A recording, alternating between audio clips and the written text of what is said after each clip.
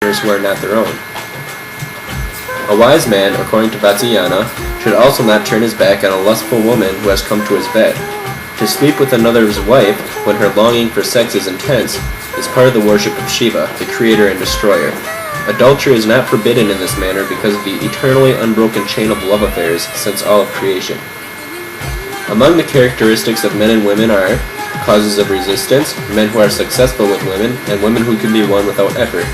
The Kama Sutra offers guidance in these conditions. It also covers the advances to intimacy and the list of reactions upon sexual advancements from which a man can judge her intentions and overcome to win her. Depending on his success with advances, he may need help of a female messenger. This is a woman who both parties know and trust and will do whatever it takes to win the girl over to the man. It is the female equivalent of a wingman in contemporary American culture. Book 6 covers courtesans and the necessary skills for their own success. They become sexual experts at childhood, although not necessarily sexually active, and they make a living off male sexual appetite. Book 6 tells how to attract a man and turn him into a sex slave through unique arts not practiced by those of a wife. The section describes how to decide on a friend and an eligible or ineligible lover, giving the beloved what he wants, ways of getting money from him without sex, terms for getting back with an ex-lover, weighing profits, calculating gains and losses, as well as consequences and doubts. She is a businesswoman for the overtly sexual universe, playing games of lust and desire for its fully exploitable superficiality. There are many types of courtesans described in this section. The servant woman who carries water, the servant girl, the promiscuous woman, the loose woman, the dancer, the artist, the openly ruined woman, the woman who lives on her beauty, and the courtesan deluxe. Vatsyayana further mentions that there are two kinds of women, those who want money and those who want love. Book 6 of the Kama Sutra was dedicated to those in love with money, opposed to those in love with love.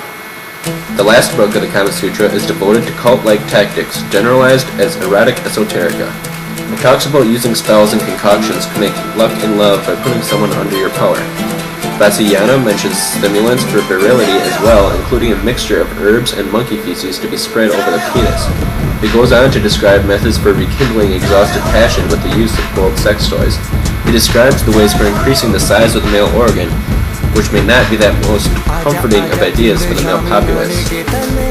He lists unusual techniques such as preparing food with the fruit of a thorn apple tree to make anyone who eats it insane, as well as aged molasses to restore that person.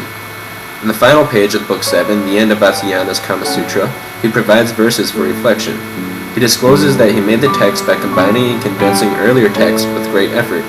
He restates the importance of the three aims of human life, furnishing a warning to men driven by passion, neglecting the other two natural orders of the world.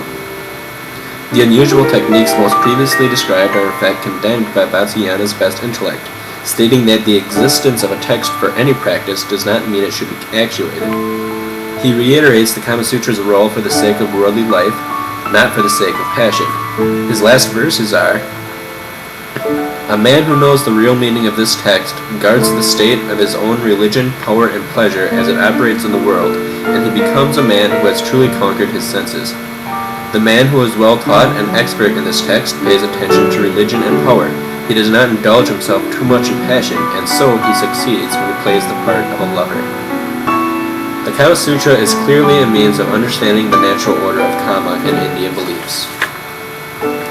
This pursuit of desire, pleasure, music, artwork, fine cuisine, fragrance, and all of life's sensual extravagances should be pursued in juxtaposition to the other three aims of life.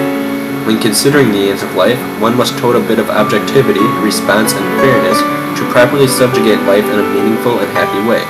That is the real social reform, the ability to learn, create, and evolve amidst the rest of the world. We must extend hands to the needs of others in our journey to salvation. We must do so without being swept away in our own self-righteous means.